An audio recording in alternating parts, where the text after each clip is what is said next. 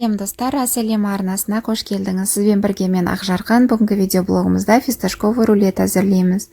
5 жұмыртқаның ақуызын алдық. Өте салқын болу керек. Миксердің өте қатты жылдамдығында миксерлейміз. Қантымызды шетінен қоса отырамыз. Аппақ көбікке айналғанша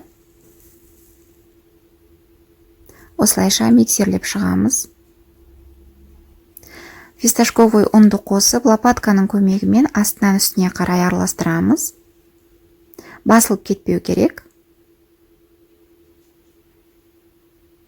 Достар, каналыма тіркеліп, видеома лайк басып, өз пікіріңізді жаза кетіңіз. Және пергамент қағазын алдық, сары маймен майлап аламыз. Ақуызбен фисташковый ұн өте жабысқақ келеді, сондықтан сары май жағып алдық. Осылайша тестамызды құйып, тегістеп, алдын ала 180 градуста қызған пешке 15 минутқа пісіріп аламыз.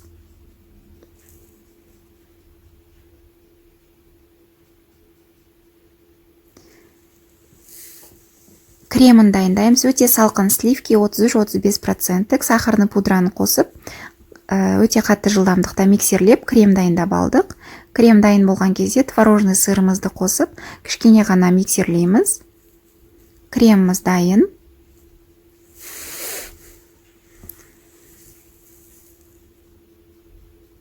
Бисквиттің бетіне тағы пергамент қағазын төсеп, бетін астына қаратып аударамыз. Астыңғы бөлігіндегі пергамент қағазын ажыратып алуымыз керек. Осылайша ақырындап аламыз.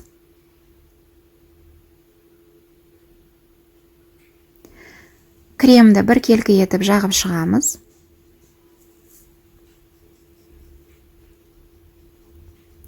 Осы күйінде 30 минутқа тоңазытқышқа қойып аламыз, өйткені бисквит жұмсару керек, рулет ораған кезде сынып кетпес үшін. Кез келген жемісіңізді салсаңыз болады, малина, клубника, мен барбарис алдым. Дәмі өте керемет болды. Балаларыма қатты ұнады. Фисташковый ұнымыз қымбатырақ тұрады, бірақ та өз қолыңызбен пісіріп жеп көруге болады, сондықтан пісіріп көріңіздер. Дәмі өте керемет.